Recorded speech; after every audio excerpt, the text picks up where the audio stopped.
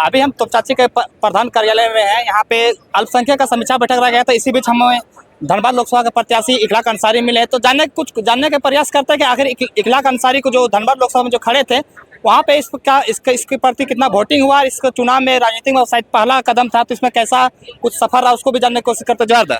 सबसे पहले जोहार आपका और आपका जितने व्यूवर्स है सारे को मेरे तरफ से खते हैं जोहार, सरखंडी जोहार। आपका जो सवाल था ना, आप जवाब दे सकते हैं। आपका जो सवाल था कि कितना परसेंटेज वोटिंग हुआ है, देखिए खासतौर से अगर मुस्लिम समाज की बात करें तो ये पहला चुनाव था।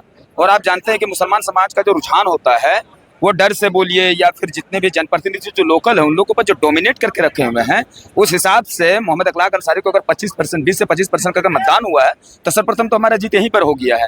और जो एक डेमोक्रेसी, जो एक सेकुलर शब्द की हम लोग बात करते हैं कि नहीं मुसलमान को हर जगह पर छलने का काम किया, हर दलों ने इसको चला है, लेकिन टाइगर जयराम मातो जो हमारे सुप्रीमो है उन्होंने इसको सेकुलर शब्द जो होता है उसे इसको परिभाषित कर दिया है। मोहम्मद इखलाक अंसारी को 14 लोकसभा में से एक सीट देकर कहीं ना कहीं लोग आपको डमी कैंडिडेट कह रहे थे, तो क्या लगा आप जब एरिया में जा रहे थे, लोग जनता के बीच क्या रुझान देखने को मिल रहा था? आप देखिए कि आप चल जाइए, हम तो आपको कहते हैं कि आप जहाँ पे चल जाइए कि लोग डमी कैंडिडेट कह रहे हैं। देखिए बात दरअसल ये था कि मैं एक पैसा से शिक्षक था, तो आप जानते हैं कि अगर आप मान लीजिए कि बच्चों को पढ़ाते हैं तो गार्जियन की तरफ से रहता है कि नहीं अगर एक टीचर राजनीति की ओर जा रहा है तो फिर बच्चा को थोड़ा सा प्रभाव होगा।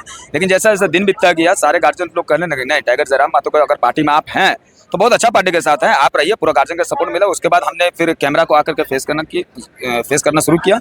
और जहाँ पर भी हम गए हैं जो लोग कह रहे थे कि इखलाक अंसारी, मेरा वीडियो देख लीजिएगा, वीडियो मेरा देखिएगा। और हर जनप्रतिनिधि का मेरे पास फोन भी आया, लोकल नेता लोग जो होता है उन लोग फोन किए हैं कि थोड़ा सा भाषण पे थोड़ा सा मर्यादा रखें। मर्यादा हम क्यों रखेंगे भाई? आप बताइए कि मोहम्मद इखलाक अंसारी MA+ B.Ed करके बैठा हुआ है। ऐसे ऐसे आप देखिए करोड़ों जो झारखंड नौजवान है वो शिक्षित बेरोजगार बन के बैठे हुए हैं। तो खैर बेरोजगारी का जो शिक्षित बेरोजगार है उन लोगों को हमने आवाज उठाने का काम किया है।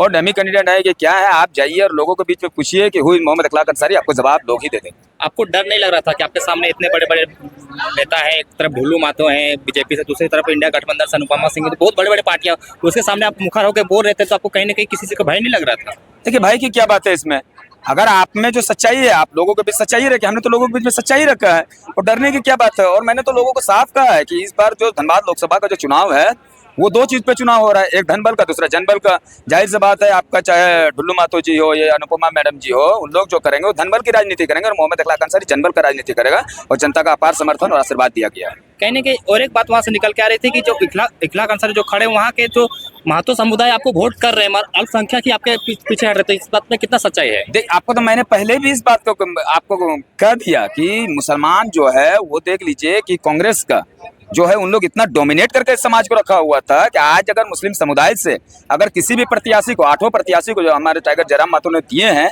अगर 20 से 25% का मतदान किया है, 30% कहीं पर 35% का भी मतदान हुआ है, तो समझ जाइए बहुत बड़ा बदलाव है। और इसका आपको असर विधानसभा में देखने के लिए मिल जाएगा। सारे जितने भी लोग हैं सारे लोग आपका फुल समर्थन के साथ इस बार विधानसभा में टाइगर जयराम मातो के जितने प्रत्याशी है उसको वोट देने का काम करने जा रहे हैं। बड़ा पार्टियों के साथ आपका टक्कर होगा, तो इसके लिए क्या बोलना चाहते हैं? जैसे कि अनुपमा सिंह हो गया, ढुल्लू मातो हो गया, वो लोग बड़ा पार्टी मत कहिए उन लोग को, क्या बड़ा पार्टी है? हम लोग यहाँ झारखंड पे हक अधिकार की लड़ाई कर रहे हैं। अगर उन लोग हक अधिकार झारखंड को दे दिए होते, झारखंड के लोगों को मिल गया होता, तो जाहिर सी बात है हमारे जो सुप्रीमो जयराम मातो है उनको राजनीति में नहीं आना पड़ता, मोहम्मद इखलाक अंसारी को नहीं आना पड़ता। अब बात कीजिए, हम लोग यहाँ पर नियोजन की बात करें, स्थानीय की बात करें, शिक्षा की बात करें, पलायन की बात करें, स्वास्थ्य की बात करें, तो क्या बुरा है? अब एक बात देखिए कि अगर उन लोगों को डर हमसे, मतलब हमको उन लोगों से डर नहीं था। अगर आप जाकर के पूछे तो जितने भी दोनों प्रत्याशी हैं, चाहे वो ढुल्लू मातो जी हो या अनुपमा मैडम हो, उन लोग को डर मोहम्मद इखलाक अंसारी ने था। और अभी तक धनबाद लोकसभा का आप उठा करके आंकड़ा देख लीजिए कि अभी तक कौन जीत रहा है और कौन हार रहा है, इसका तय अभी तक नहीं हो पाया है। आप इतना जो रैली में दौरा किया, जनता के किस तरह रिस्पॉन्स रहा आपके? अब आप वीडियो सब देखिए, आपको अगर आप वीडियो को देखिएगा आपको पता चलेगा कि मोहम्मद इखलाक अंसारी सुबह 8 बजे हम निकलते थे और सुबह भोर 4 बजे तक लोग इंतजार करते थे कि नहीं हम अगर इन लोग आते हैं तो इन लोगों की बात सुनेंगे। अपार समर्थन, आशीर्वाद मिला। और जाहिर और दूसरी बात आपको कहना है, नोट के साथ वोट भी उन लोग। अल्पसंख्यकों को हमेशा जेएमएम अपना जो जेएमएम चाहे कांग्रेस को कहीं ना कहीं अपना वोट बैंक समझ रही थी, तो क्या आप उस वोट बैंक को तोड़ने में कामयाब रहे हैं? बिल्कुल, आपको इसका असर विधानसभा में देखने के लिए मिल जाएगा। अब एक बात करते हैं हम जेएमएम की, जेएमएम सरकार जो है मुसलमान का बड़ा हितैषी बताते हैं, लेकिन आप देख लीजिए कि जेएमएम जो है, हम ये नहीं कहते कि आरक्षण देना बुरा है या अच्छा है, बिल्कुल आप आरक्षण दीजिए, एसटी एससी को आरक्षण मिलना चाहिए, क्योंकि मान लीजिए शोषित होते हुए हैं, लेकिन जो एक समुदाय ओबीसी है, आप ओबीसी के ऊपर भी ध्यान देना चाहिए आपको।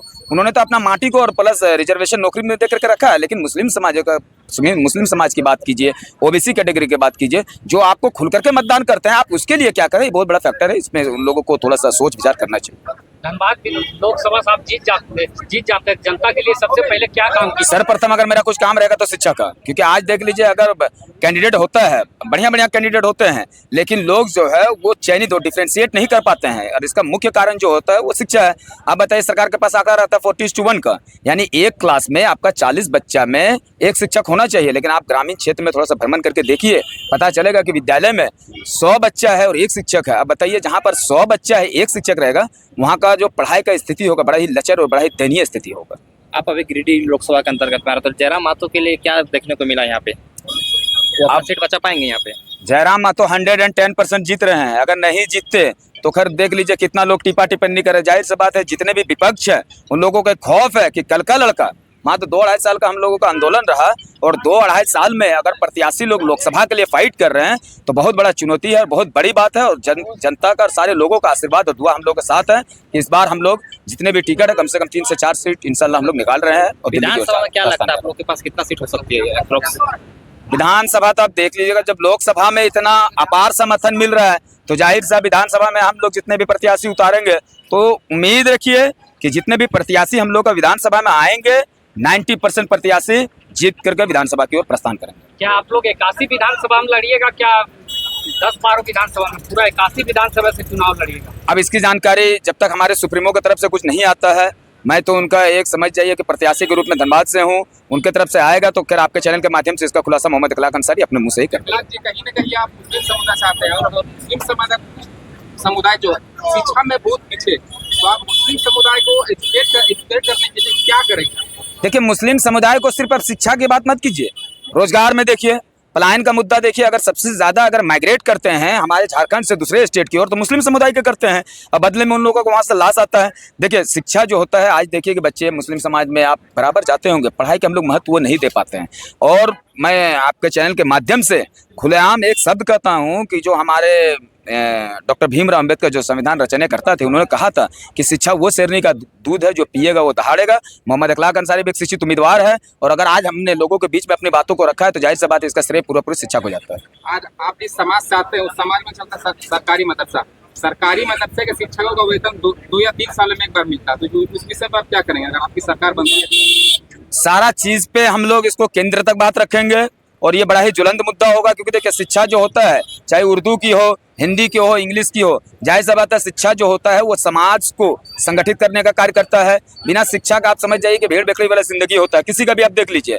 और हम लोग चाहते हैं कि मुस्लिम समुदाय हो या कोई भी समुदाय हो, आप 2 वक्त की रोटी कम खाइए, अपने बच्चे को एक जोड़ा कम से कम कपड़ा कम पहनाइए, लेकिन कम से कम उसको इतना शिक्षा जरूर दे दीजिए ताकि उस समाज में बैठ करके सच्चाई, अच्छाई और बुराई में फर्क कर सके। यही है शिक्षा का महत्व।